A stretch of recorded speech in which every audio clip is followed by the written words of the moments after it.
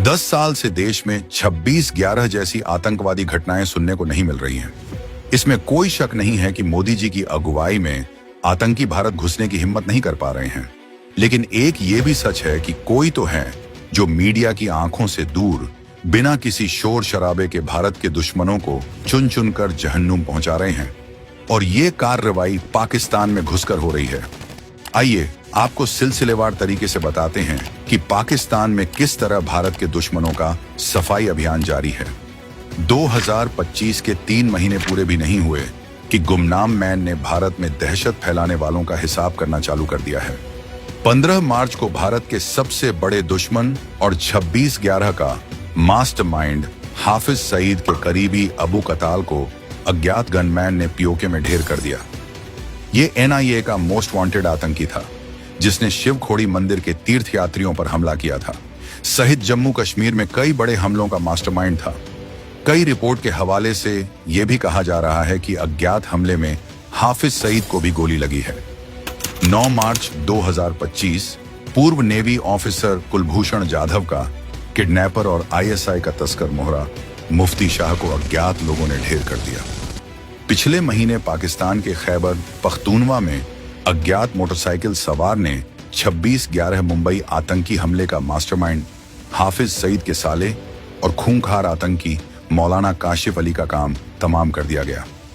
ये इस साल की पहली घटना नहीं है और शायद आखिरी भी नहीं होगी। कौन कर रहा है ये सफाई अभियान? सवाल बड़ा है पर जवाब किसी के पास नहीं।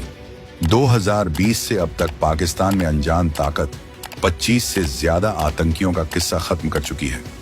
मरने वालों में एक बात कॉमन है कि ये सारे वो लोग हैं जिनकी पूरी जिंदगी भारत के खिलाफ साजिशें बुनने में बीती थी। अब भी वो भारत के खिलाफ साजिशें ही रच रहे थे।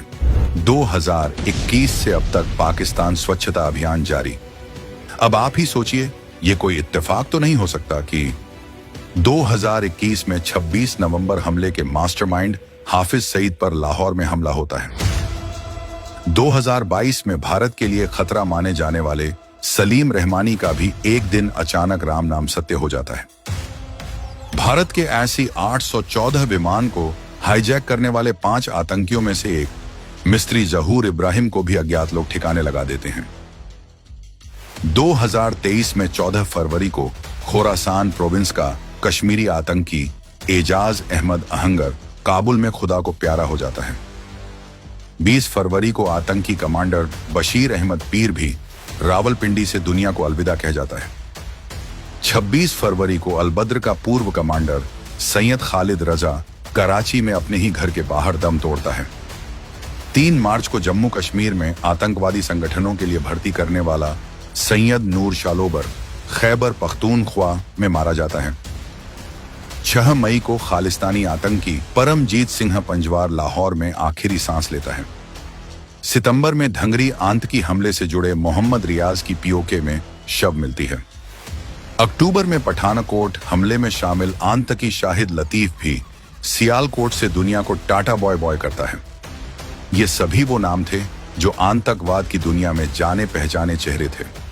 दिलचस्प बात यह है कि ये सब पाकिस्तान में हो रहा है, लेकिन खुद पाकिस्तान की मीडिया इस पर चुप है। कोई सवाल, कोई हंगामा नहीं। आतंकी संगठनों में भी दबी दबी हलचल तो है, लेकिन खुलकर कुछ बोलने की हिम्मत कोई नहीं कर रहा।